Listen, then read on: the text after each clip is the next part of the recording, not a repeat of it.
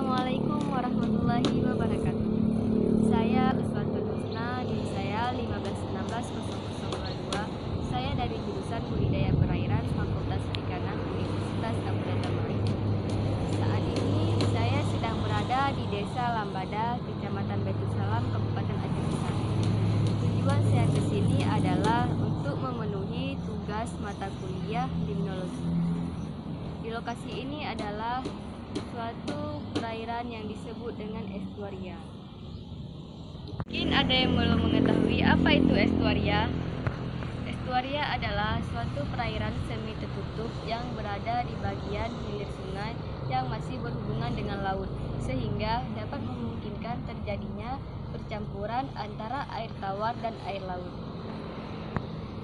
Bentuk estuaria bervariasi dan bergantung pada besar kecilnya aliran sungai, besaran pasang surut, dan bentuk garis pantai.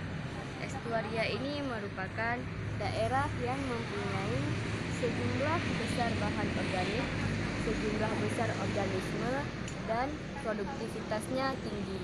Assalamualaikum warahmatullahi wabarakatuh. Nama saya Fani Risna. Hari ini saya akan menjelaskan tentang beberapa sifat fisik perairan estuaria. Sifat fisik perairan estuaria yang pertama adalah salinitas. Salinitas di estuaria sangatlah bervariasi. Kisaran umum salinitas di estuaria berkisar antara 20 sampai dengan 32 ppt. Yang kedua adalah substrat.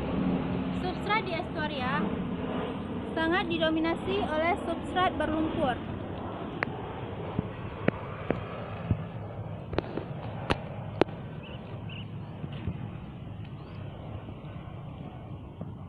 Yang ketiga adalah suhu. Suhu di estuaria sangatlah bervariasi.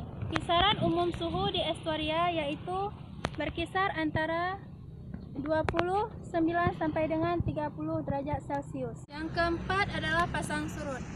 Pasang surut berfungsi sebagai pengangkut zat hara dan plankton ke dalam perairan estuaria. Pasang surut juga berfungsi untuk mengencerkan zat limbah yang akan masuk ke dalam perairan estuaria. Yang kelima adalah sirkulasi air. Sirkulasi air yaitu selang waktu masuknya air tawar melalui sungai dan air laut melalui pasang surut. Yang ketujuh adalah kekeruhan air.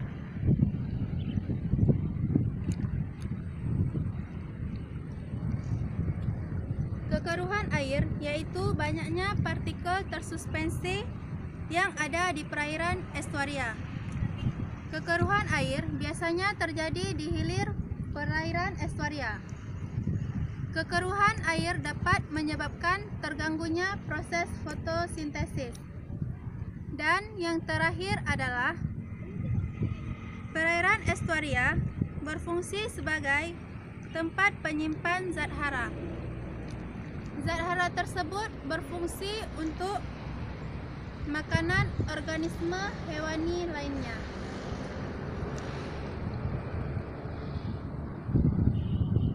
Warahmatullahi wabarakatuh. Perkenalkan, nama saya Rahayu Aprilia. Saya akan menjelaskan tentang polusi terma di estuaria. Pada ekosistem estuaria ini dapat kita temukan berbagai jenis organisme. Pada paparan pasir atau lumpur dapat kita lihat adanya pohon mangrove jenis Hydrophora. Terdapat juga alga berfilament seperti Panisite dan Padina putih. Pada permukaan terdapat zooplankton seperti Dinoflagellata. Selanjutnya, maksudnya di estuaria. Zooplankton dan heterozoa yang habitatnya di kolom air memiliki arti penting dalam ekologis ini karena sebagai produksi fitoplankton utama dan produktivitas ikan. Zooplankton memiliki kemampuan untuk berpindah cepat. Pada migrasi vertikal, zooplankton ini akan terhalang, sedangkan pada migrasi horizontal, zooplankton ini akan mengelilingi bumi. Bumi itu sendiri adalah terjadinya peristiwa meledakan populasi plankton, seperti yang terjadi baru-baru ini, yaitu red tide, yang diakibatkan oleh plankton jenis Dinoflagellata. Selanjutnya, konsumen sekunder di estuaria. Sebagian hewan konsumen primer berada di dasar estuaria, seperti kerang, teripit, keong, ataupun hewan hidup di dalam lumpur seperti cacing. Zooplankton biasanya hidup di kolom air, tetapi karena adanya pasang surut, membuat zooplankton ini hanya memiliki peran kecil di dalam rantai makanan di estuaria. Contoh konsumen sekunder di estuaria adalah seperti udang renik yang memakan zooplankton. Baiklah, assalamualaikum warahmatullahi wabarakatuh. Perkenalkan, nama saya Dara Maulana. Di sini saya akan menjelaskan biota-biota yang ada di daerah estuaria. Yang pertama yaitu fauna. Fauna adalah jenis-jenis hewan yang berada di muka bumi. Fauna khas estuaria adalah hewan-hewan yang dapat mentolerir kadar garam antara 20 sampai 32 ppb. Contohnya seperti tiram,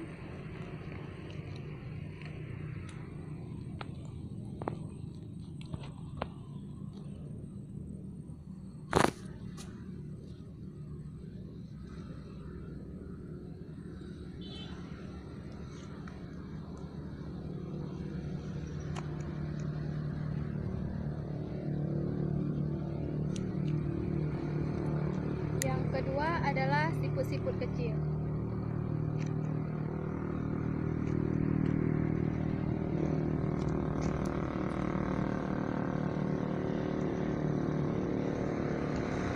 Selain itu, ada pula fauna yang tergolong peralihan, yaitu hanya tinggal di daerah estuaria hanya untuk sementara waktu saja. Contohnya seperti udang-udang kecil. Pada masa juvenilnya tinggal di daerah estuaria, sedangkan pada masa dewasanya kembali ke habitatnya, yaitu di laut.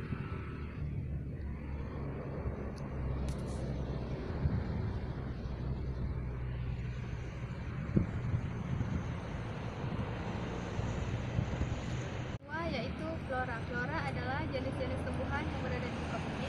Selain miskin dengan jumlah fauna, daerah estuaria juga miskin dengan jumlah flora.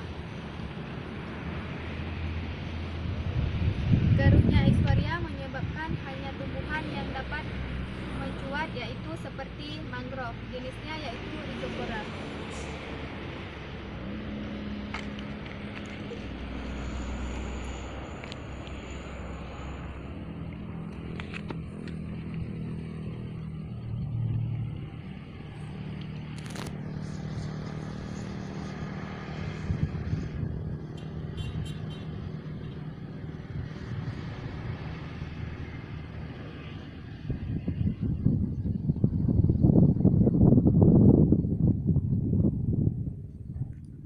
Peran penting ekologis estuaria. Yang pertama, sebagai sumber zat hara dan bahan organik.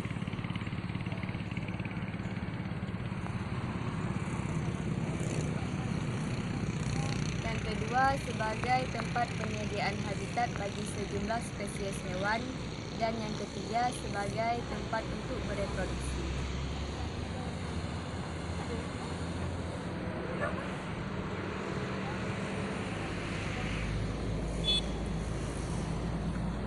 Bagi manusia, dimanfaatkan untuk tempat penangkapan ikan,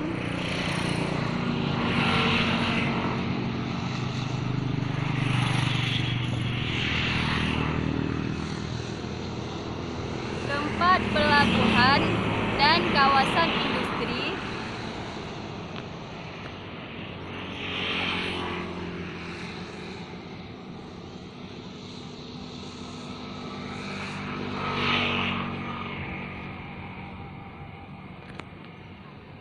yang ketiga tempat pemukiman,